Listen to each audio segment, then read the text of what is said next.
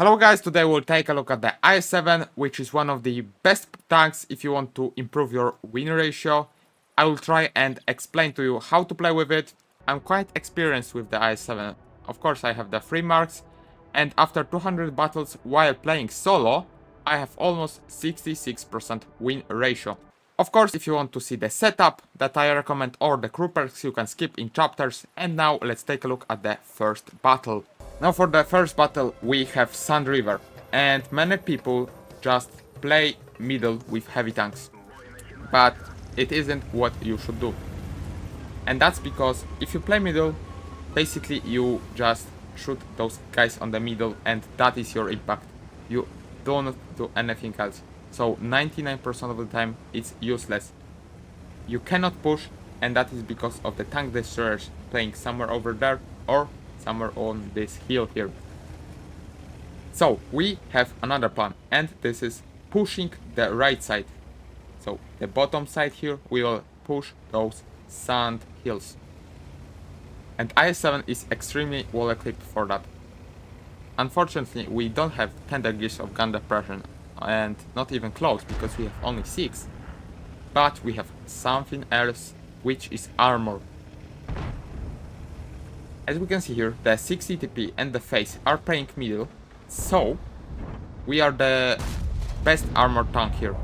And IS7 is extremely well armored, because the turret is basically impenetrable. Sometimes you will even bounce with the side of the turret. The whole armor, if you sit up close or up, yeah, you just sit like front to the enemy, you will not be penetrable from the enemy tanks. Even the tank destroyers with the high penetration won't be able to pen you. So now we also have the speed advantage, and now I know that this guy won't be able to pen me because we have so much armor, so I don't turn my turret. And now I'm just pushing here for the hold down position. I see that the Judas was going back because he knew he couldn't just defeat me. And thanks to us, we have the whole flank here, basically for ourselves. We already did 1,500 damage because one blind shot. And this is how you inflict losses for the enemy with such a tank. You just push aggressively, take a flank, and if it weren't for us, the enemy would be maybe even pushing here because only 2 tanks from our side went here.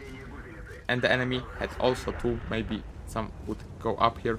Unfortunately, I overpick here, but now my plan is to keep spotting the TS-60. I here made another mistake, and this was a huge one because I thought I was covered earlier, but I now knew that I wasn't. And even though we took some damage, we already have, I think, 2,500 damage because we did 2 blind shots. And we have 2,000 spotting already, which is going up because of this guy. He's peeking, he's getting spotted by us. And thanks to him, we are able to break almost 3,000 spotting. Now we secured this flank, and now we can see that the enemies on middle are pushing. Of course, because of our tank destroyers, they won't be able to do much here, but still we can help our team.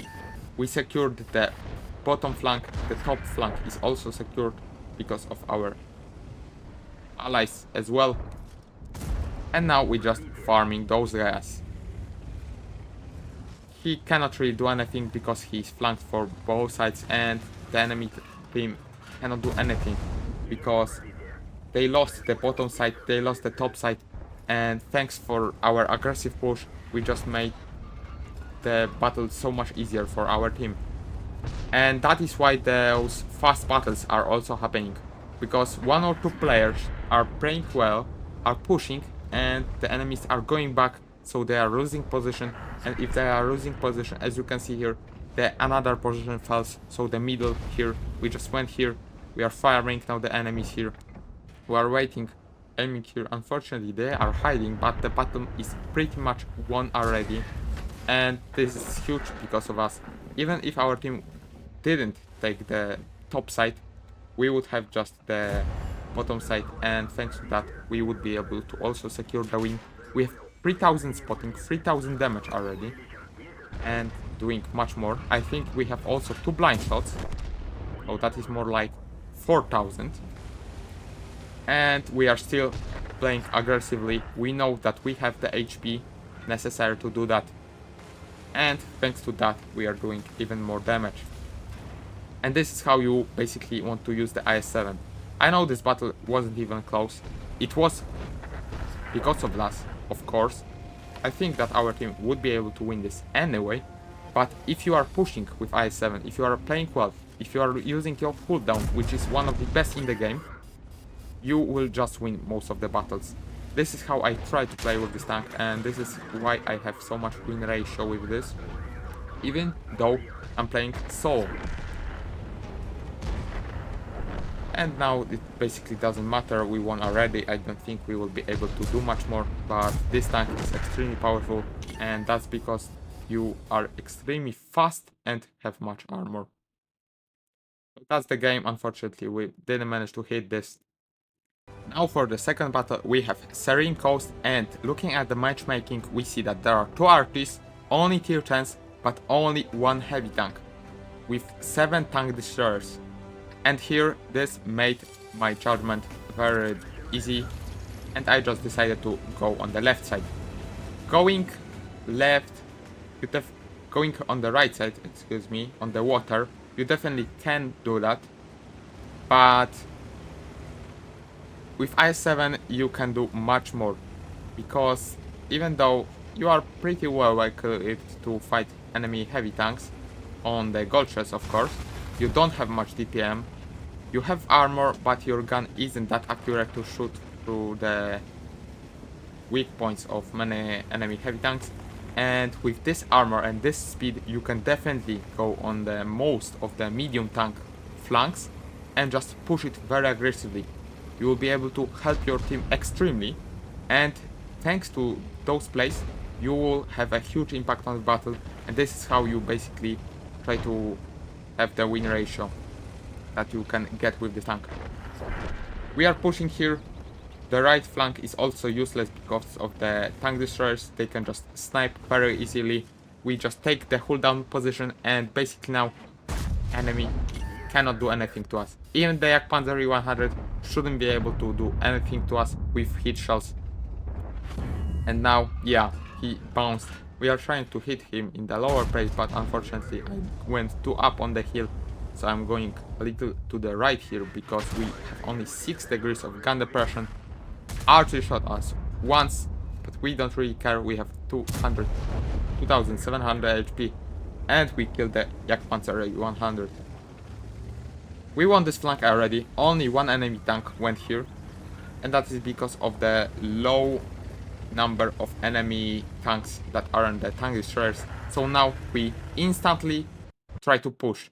No enemy here, so we are not going upwards because we would get obliterated maybe, but we are going down and pushing here because that is what this tank is made to do.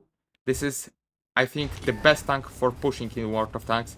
Because of this mobility, you need a turbocharger, but then you are going 60 kilometers an hour. We are aiming here trying to hit the cupola, but unfortunately we aren't a sniper tank, so we don't have a good accuracy. But we don't care, we just push. And if you will be able to push well with this tank, you will get almost anything in the game. We are shooting him. He isn't looking at us. He wants to kill this bachat, I think. So I'm just going behind him. He won't be able to turn around.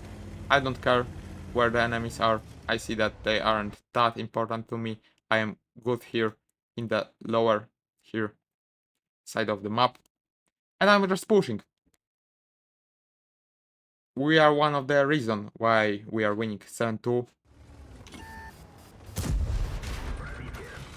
And yeah, even though we got shot by the greedy, we don't really care. We got 1000 spotting.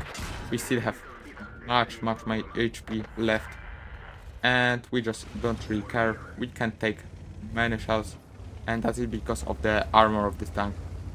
So yeah, that is basically how you want to use the IS7. It's extremely powerful. I extremely recommend to get this.